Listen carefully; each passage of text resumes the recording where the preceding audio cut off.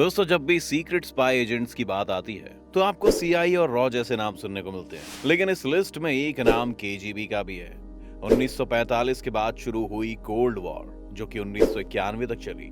इस बीच ये एजेंसी बहुत एक्टिव थी और इसने अपने एजेंट्स के दम पर सीआईए को काफी नुकसान भी पहुंचाया। सीआईए के साथ साथ केजीबी ने सोवियत यूनियन को दुनिया भर में अपनी बात पहुंचाने में मदद की और बहुत से लोगों की हत्याएं करवाई और सोवियत यूनियन के न्यूक्लियर और स्पेस प्रोग्राम को भी जमकर मदद की। तो कैसे किया केजीबी ने ये सब और क्यों केजीबी से इतना डरते हैं लोग, आइए जानते हैं इस वीडियो में। तो अंत तक बने रहिएगा हमारे साथ। लेकिन वीडियो शुरू होने से पहले अगर आप चैनल पर नए हैं या आपने अभी तक चैनल को सब्सक्राइब नहीं किया है तो चैनल को सब्सक्राइब करना और बेल आइकन दबाना ना भूलें। केजीबी की ताकत और इंटेलिजेंस के बारे में ये किस्से भी बहुत मशहूर थे कि सोवियत यूनियन के हेड उतना केजीबी के स्पाइस के बारे में नहीं जानते जितना वो बाकी देशों के स्पाइस के बारे में जानते हैं। केजीबी अपनी इंफॉर्मेशन गैदरिंग टेक्निक में शानदार थी और इसका पहला उदाहरण हमें मिलता है न्यूक्लियर बॉम्ब बनाने की शुरुआत से। ये दूसरे विश्व युद्ध का जमाना था। सभी जानते थे कि सभी देश मिलकर अब एक न्यूक्लियर बॉम्ब बनाना चाह रहे हैं। उस वक्त दुनिया के सबसे टैलेंटेड साइंटिस्ट का ठिकाना अमेरिका नहीं बल्कि यूरोप था, जहां मैक्स प्लैंक और आइंस्टाइन जैसे साइंटिस्ट रहा करते थे। लेकिन जैसे जैसे जर्मनी ने यूरोप के देशों को अपने अधीन लेना शुरू किया, ये लोग भी दूसरे देशों की तरफ जाने लगे। इनमें से ज्यादातर लोग ब्रिटेन या फिर अमेरिका भागे। इन साइंटिस्ट में से एक नाम था क्लॉस फुश का, जो जर्मनी से भागकर पहले ब्रिटेन गए थे और उसके बाद ब्रिटेन ने उन्हें अमेरिका को दे दिया। क्लॉस को न्यूक्लियर बॉम्ब डेवलप करने के काम पर लगा दिया गया। ये एक सीक्रेट मिशन था जिसे आज हम मैनहट्टन प्रोजेक्ट के नाम से जानते हैं। क्लॉस ने इस प्रोजेक्ट में महत्वपूर्ण योगदान दिया और अमेरिका दुनिया में पहला ऐसा देश बना जिसके पास अब न्यूक्लियर बॉम्ब था। लेकिन बाद में मालूम चला कि अमेरिका आने से पहले ही क्लॉस को केजीबी के एजेंट्स ने रिक्रूट कर लिया था और वो ना सिर्फ अमेरिकन की हेल्प कर रहे थे बल्कि सारी अपडेट सोवियत यूनियन को भी भेज रहे थे। ये वो वक्त था जब स्टालिन को अमेरिका के न्यूक्लियर प्रोग्राम के बारे में वहां की एफबीआई से भी ज्यादा पता था। क्लॉस की भेजी गई इंफॉर्मेशन के कारण अगले 4 साल में सोवियत यूनियन ने भी अमेरिका की तरह न्यूक्लियर बॉम्ब डेवलप कर लिया था।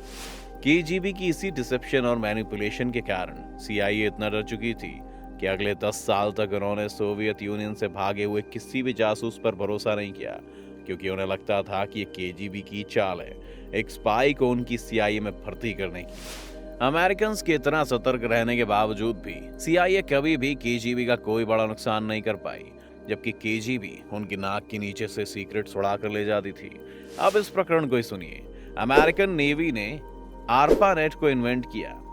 आप आरपानेट को इंटरनेट का पूर्वज भी मान सकते हैं, जिसका इस्तेमाल करते हुए अमेरिकी इंटेलिजेंस देश भर में डॉक्यूमेंट्स और बाकी इंफॉर्मेशन को जल्दी और सिक्योर तरीके से भेजती थी। जब अमेरिका ने अपोलो स्पेस मिशन को दुनिया के सामने अनाउंस किया तो सोवियत डर गए। उन्हें लगने लगा कि अमेरिका स्पेस में जाने के बहाने से वहां पर कोई बॉम्बर प्लेस करना चाहते हैं जो आने वाले वक्त में उन्हें काफी ताकत देगा। इस पर रिएक्ट करते हुए उस वक्त के सोवियत हेड लियोनिड ब्रेजनेव ने केजीबी को इस शटल के सीक्रेट्स लाने की जिम्मेदारी दी और साथ ही अपनी मिलिट्री इंडस्ट्रियल कमीशन से यह भी कहा कि वो भी ऐसी स्पेस शटल बनाए, क्योंकि इस स्पेस शटल पर देश भर की कई लैब्स मिलकर काम कर रही थी। इसीलिए वह ज्यादातर आरपानेट पर ही डॉक्यूमेंट शेयर किया करती थी। केजीबी के जो स्पाइज अमेरिका में थे उन्होंने आरपानेट को कॉम्प्रोमाइज करते हुए वहां से कई डॉक्यूमेंट्स निकाले। इसे आप दुनिया की पहली कंप्यूटर हैकिंग भी कह सकते हैं। इन डॉक्यूमेंट्स की मदद से सोवियत्स को यह मालूम पड़ा कि अपोलो मिशन कोई मिलिट्री मिशन नहीं है, जिस वजह से उन्हें चिंता करनी पड़े। लेकिन अब उनके पास इस शटल के बारे में और जानकारियां भी थी, जिसकी मदद से सोवियत ने इस इंफॉर्मेशन का पूरा फायदा उठाया और अपोलो के जवाब में बुरेन नाम का स्पेस शटल दुनिया के आगे रखा। इस स्पेस शटल के बारे में खास बात यह थी कि ये चाहे चुराई गई इंफॉर्मेशन से बनाया हो, पर अपोलो की कॉपी नहीं था बल्कि उससे भी बेहतरीन था। इसकी एक वजह यह भी थी कि अमेरिका के स्पेस मिशंस और नासा पर सरकार और बाकी राजनेताओं का काफी दबाव रहता था, जिस वजह से उन्हें कई बार कॉम्प्रोमाइज करना पड़ता था। लेकिन सोवियत यूनियन में परेशानी नहीं थी और साइंटिस्ट और इंजीनियर्स को बुरैन को बिना सरकारी दखल के बनाने की आजादी दी गई। केजीबी का काम सिर्फ रॉ या सीआईए जैसी एजेंसियां जितना सीमित नहीं था। केजीबी अपने देश के अंदर भी एक सीक्रेट पुलिस की तरह काम करती थी, जो राजनेताओं और बाकी नागरिकों पर नजर रखती थी ताकि उनमें से कोई देश विरोधी ना हो जाए। केजीबी ने अपने इतिहास में कई बार राजनीतिक प्रतिद्वंदियों की हत्या की है और स्टालिन के बाद सोवियत यूनियन के हेड बने निकिता क्रुश्चेव के अचानक एक दिन आए रेजिग्नेशन में भी केजीबी का हाथ बताया जाता है। निकिता क्रुश्चेव ने बाद में इन अनुभवों को अपने मेमोयर्स में लिखा था, लेकिन उनकी मौत के बाद केजीबी ने ये मेमोयर्स उनके बेटे से ले लिए थे। केजीबी को भारत और बाकी साउथ ईस्ट एशिया में भी काफी इंटरेस्ट था। इंदिरा गांधी के जमाने में भारत में कई सोवियत जासूस घूम रहे थे। ये लोग धीरे धीरे सरकार की पॉलिसीज को भी अफेक्ट कर रहे थे और आज हम विश्लेषण करेंगे तो पाएंगे कि सचमुच उस वक्त भारतीय सरकार सोवियत यूनियन के काफी करीब आ गई थी। सोवियत्स की सीक्रेट स्ट्रैटेजी का एक हिस्सा ये भी था कि वो भारत के मार्क्सिस्ट और कम्युनिस्ट राइटर्स को सोवियत यूनियन आने का आमंत्रण भेजते थे और फिर उनका काफी आदर सत्कार किया जाता था, ताकि जब वे अपने देश लौटें तो कम्युनिज्म के प्रति और ज्यादा समर्पित हो जाएं और रूस के बारे में भारत की जनता को एक प्रोपेगेंडा भेज सकें। बांग्लादेश के बनने के तुरंत बाद ही केजीबी ने वहां पर अपने पैर जमाने शुरू कर दिए और वहां के पहले प्रधानमंत्री शेख मुजीबुर रहमान के वो करीब आ गए। मुजीबुर रहमान पर सोवियत का असर दिखता भी है। उन्होंने बांग्लादेश में चीन की तरह एक पार्टी सिस्टम लागू कर दिया था, लेकिन उसके बाद कुछ ही महीनों में एक सैन्य तख्तापलट में उनकी और उनके ज्यादातर परिवार की हत्या कर दी गई। इसमें उनकी 2 बेटियां जो विदेश में थीं वो बच गईं। इस तख्तापलट के बाद भी बांग्लादेश पर केजीबी ने अपनी पकड़ नहीं छोड़ी और अपने एजेंट्स की संख्या वहां पर दोगुनी कर दी। वो वहां पर नए प्रेसिडेंट जिया और रहमान के खिलाफ नेगेटिव प्रोपेगेंडा फैलाने लगे, क्योंकि जिया और रहमान को सोवियत से ज्यादा अमेरिका के करीब समझा जाता था। अफगानिस्तान में सोवियत्स के कंट्रोल की कहानी भी जबरदस्त है। जब 1970 के दशक में वो पूरी तरह से वहां के पॉलिटिकल सिस्टम को कंट्रोल कर रहे थे और उन्होंने गद्दी पर अपने हाथ की कठपुतली कहे जाने वाले एक लीडर को बिठा रखा था।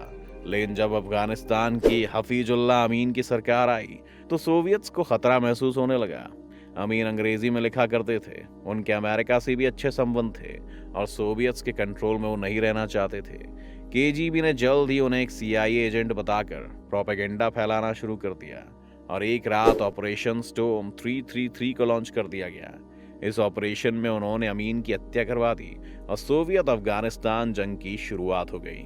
सोवियत यूनियन के टूटने के वक्त भी केजीबी इतनी शक्तिशाली थी कि केजीबी के हेड व्लादिमीर कुर्शेव ने उस वक्त के रूस और सोवियत हेड मिखाइल गोर्बाचेव के खिलाफ एक तख्तापलट का प्लान भी बना लिया था। 2 दिनों के बाद ये तख्तापलट फेल हो गया और यहीं पर केजीबी का अंत हुआ। लेकिन फिर केजीबी की जगह एफएसबी रूस में आई और इस एफएसबी के एक हेड व्लादिमीर पुतिन भी थे। वो पुतिन जिन्होंने अपनी जिंदगी के कुछ बेहतरीन साल केजीबी में बिताए थे और वो पुतिन जो उस वक्त के केजीबी हेड की तरह गोर्बाचेव और फिर अगले रूसी प्रेसिडेंट यात्सेन को सत्ता के लायक नहीं मानते थे। आज पुतिन खुद सत्ता पर बैठे हुए हैं। तो क्या सच में कहा जा सकता है कि केजीबी का अंत हो गया या पुतिन के रूप में केजीबी अभी भी जिंदा है? आपको क्या लगता है? अपनी राय में कमेंट में जरूर बताएं।